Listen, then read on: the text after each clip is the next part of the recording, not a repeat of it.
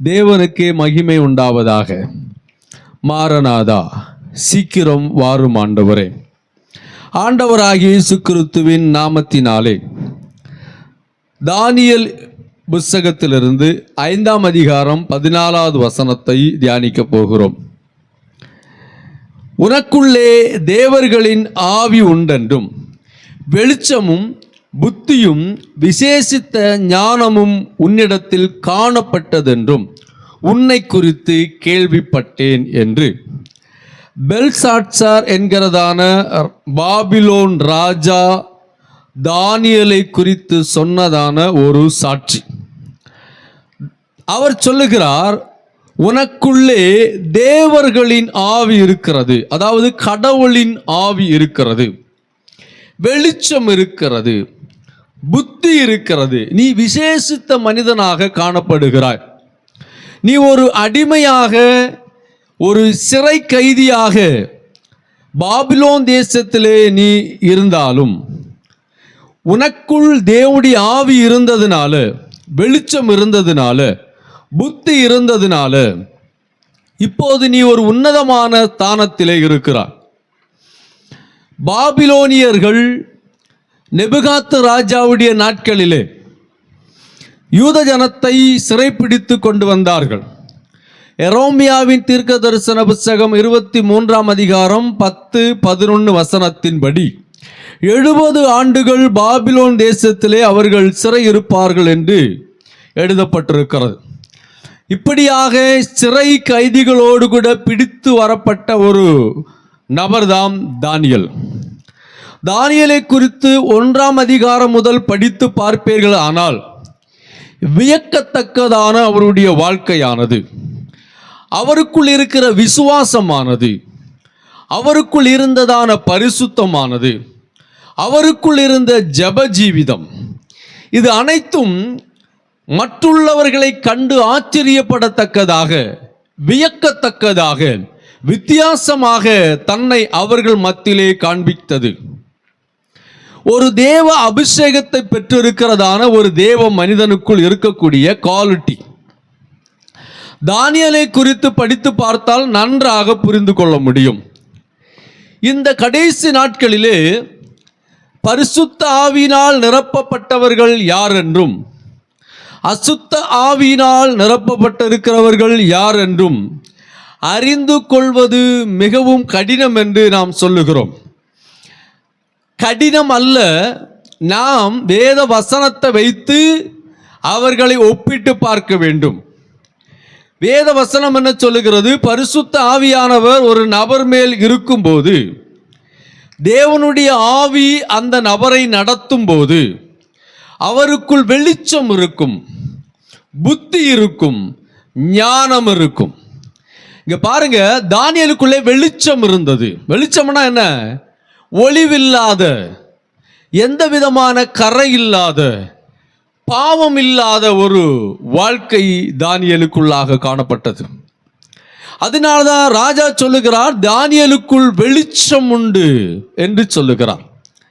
இரண்டாவதாக சொல்லுகிறார், அவனுக்குள் புத்தி இருக்கிறது என்று சொல்லுகிறார். தானியேல் ஞானத்திலே நிறைந்தவர் என்று அவர் சொல்லுகிறார். 3 முக்கியமான காரியத்தை சொல்லுகிறதை நாம் பார்க்க முடிகிறது. ஞானம் இருக்கிறது, புத்தி இருக்கிறது, வெளிச்சம் இருக்கிறது.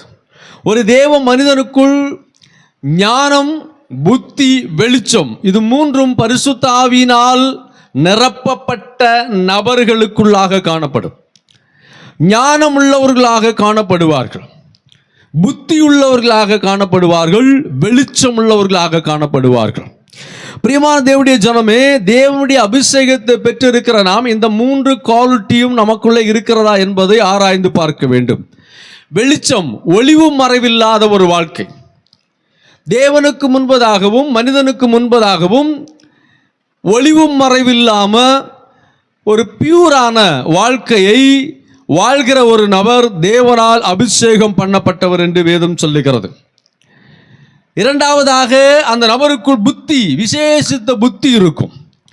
புத்தி என்று சொல்லும்போது உலக பிரகாரமான புத்தி அல்ல, தேவன் கொடுக்கிறதான புத்தி. ஆண்டவராகிய இயேசு கிறிஸ்து சீசர்களிடத்திலே கேட்கிறார், நீங்களும் போக மனதாயிருக்கிறீர்களோ? அப்போது பேதுரு சொல்லுகிறார், இல்ல, உம்மை விட்டு நாங்கள் எங்கே போவோம்? நித்திய ஜீவன் உம்மிடத்தில் இருக்கிறது, அந்த வசனமும் உம்மிடத்திலே தான் இருக்கிறது. அப்போ புத்தி என்று சொன்னால் என்ன? தேவனை குறித்தும் தேவனுடைய வசனத்தை குறித்தும் தேவனுடைய நித்திய ஜீவனை குறித்தும் அறிகிற அறிவு இருக்கிற ஒரு நபர் தான் புத்தியுள்ள நபர். புத்தியுள்ள நபர் வேத வசனத்தின் அடிப்படையில் வாழ்கிறவர், வேத வசனத்தை கை கொண்டு வாழ்கிறவர், வேத வசனத்தின்படியான வாழ்க்கை அமைத்துக் கொள்ளுகிற ஒரு நபர் தான் புத்தியுள்ள நபர் என்று வேதம் சொல்லுகிறது.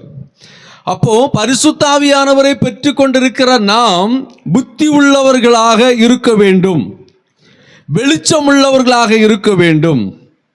பரிசுத்த ஆவியானவர் நம்மேல் வரும்போது இந்த காரியம் நமக்குள்ளாக தானாக வெளிப்பட ஆரம்பிக்கும்.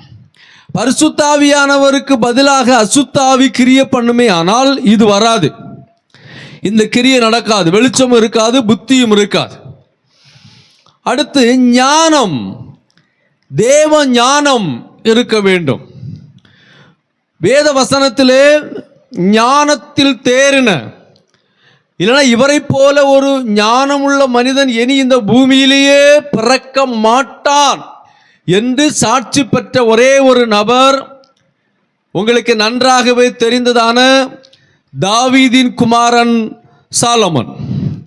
சாலமன் ராஜா ஞானத்திலே தேர்ந்தவர்.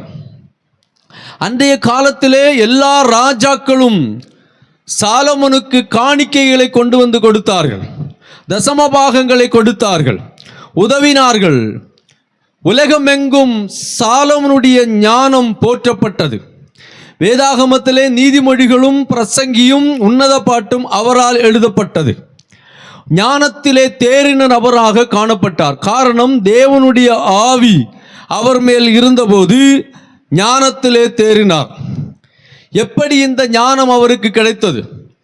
ஒரு நாள் தரிசனத்திலே கர்த்தர் வெளிப்பட்டு உனக்கு என்ன வேண்டும் என்று கேட்டபோது அவர் பொன்னையும் பொருளையும் ஆஸ்தியையும் கேட்காதபடி, உலக பிரகாரமான இச்சைகளை கேட்காதபடி, அந்த ஜனத்தை நடத்துவதற்கு போக்கும் வரத்துமா இருப்பதற்கான ஞானம் வேண்டும் என்று கேட்டதுனால ஆண்டவர் அவரை ஆசீர்வதித்தார், கேட்காத ஆசீர்வாதத்தையும் கொடுத்தார் என்று வேதம் சொல்லுகிறது.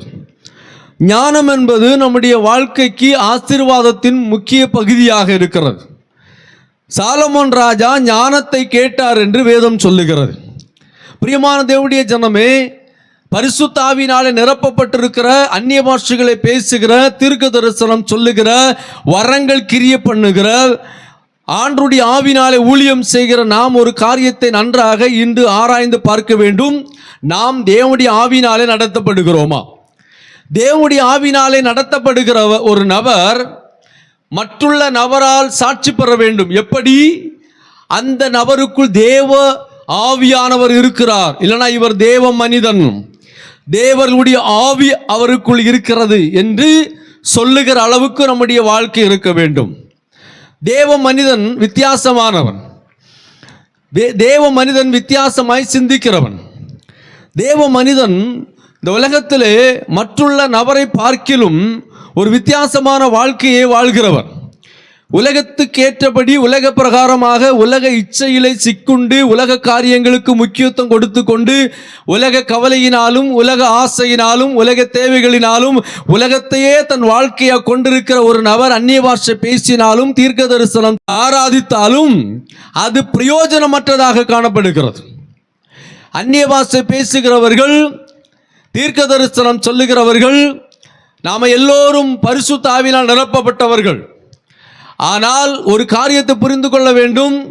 தேவன் வரும்போது உங்களை நான் அறியேன் என்று சொல்லாதபடிக்கு நாம் தேவனுடைய சமூகத்திலே நம்மை ஆராய்ந்து பார்த்து கொண்டு தேவனுடைய ஆவியினாலே நடத்தப்படுகிறோமா என்பதை நிதானித்து கொண்டு, ஒருவேளை நமக்குள்ள ஞானமும் புத்தியும் வெளிச்சமும் இல்லை என்று சொன்னால், தேவனுடைய ஆவி நமக்குள் இல்லை, ஞானம் உள்ளவர்களாக, புத்தி உள்ளவர்களாக, வெளிச்சம் உள்ளவர்களாக நாம் இருக்க வேண்டும். இது ஒரு பெரிய செய்தி, சுருக்கமாக உங்களிடத்தில் சொல்லி நான் முடிக்கிறேன். அப்போ தேவனால் அபிஷேகம் பண்ணப்பட்ட ஒரு நபருக்குள்ளாக இந்த 3 முக்கிய குவாலிட்டி காணப்படும்: ஞானம், புத்தி, வெளிச்சம். இது நமக்குள்ளே இருக்குமானால் தேவனுடைய ஆவியானவர் நமக்குள்ளே வாசமாக இருக்கிறார். தேவன் வரும்போது தேவனுடைய ஆவியினாலே நாம் நிரப்பப்பட்டவர்களாக இருக்க வேண்டும் என்று சொல்லி ஆண்டவர் ஞானஸ்தானத்தை குறித்து சொல்லும்போது ஜலத்திலும் ஆவியிலும் பிறக்க வேண்டும் என்று சொல்லி அவர் சொல்லி இருந்தார். ஜலத்திலும் ஆவியிலும் பிறந்தவர்களாக நாம் காணப்பட வேண்டும் என்று சொல்லி தேவனுடைய விருப்பமாக இருந்தது. வேத வசனங்களை ஆராய்ந்து பாருங்கள். அபிஷேகம் பண்ணப்பட்டவர்கள் வித்தியாசமானவர்களாக காணப்பட்டார்கள். அபிஷேகம் பண்ணப்பட்டவர்கள் வேறுபட்ட வாழ்க்கையை வாழ்ந்து கொண்டிருந்தார்கள். அபிஷேகம் பண்ணப்பட்டவர்கள் உலகத்திலிருந்து பிரிந்து ஒரு தனிப்பட்ட வாழ்க்கையை வாழ்கிறவர்களாக அவர்கள் காணப்பட்டார்கள். லூக்கா எழுதின சுவிசேஷம் 2ஆம் அதிகாரத்தை நீங்கள் படித்து பார்க்கும்போது 52வது வசனம் சொல்லுகிறது, இயேசுவானவர் ஞானத்திலும் வளர்த்தியிலும் தேவ கிருபையிலும் மனுஷ சாயலிலும் அதிகமாய் விருத்தி அடைந்தார் என்று சொல்லப்பட்டிருக்கிறது. நம்முடைய ஆண்டவராக இயேசு கிறிஸ்து சிறு வயதிலேயே ஞானத்திலே தேர்ந்தவராக இருந்தார். தேவ கிருபைக்குள்ளாக இருந்தார். மனுஷர் மத்தியிலே தயவு பெறத்தக்கதாக அவருடைய வாழ்க்கை இருந்தது என்று வேதத்திலே நாம் பார்க்கிறோம். நாமும் நம்மை ஞானம் உள்ளவர்களாக, புத்தி உள்ளவர்களாக, வெளிச்சம் உள்ளவர்களாக தேவ சமூகத்தில் நிற்போம். இயேசு வரும்போது அவரோடு கூட பிரவேசிப்போம். கர்த்தர் நம்மை ஆசீர்வதிப்பாராக.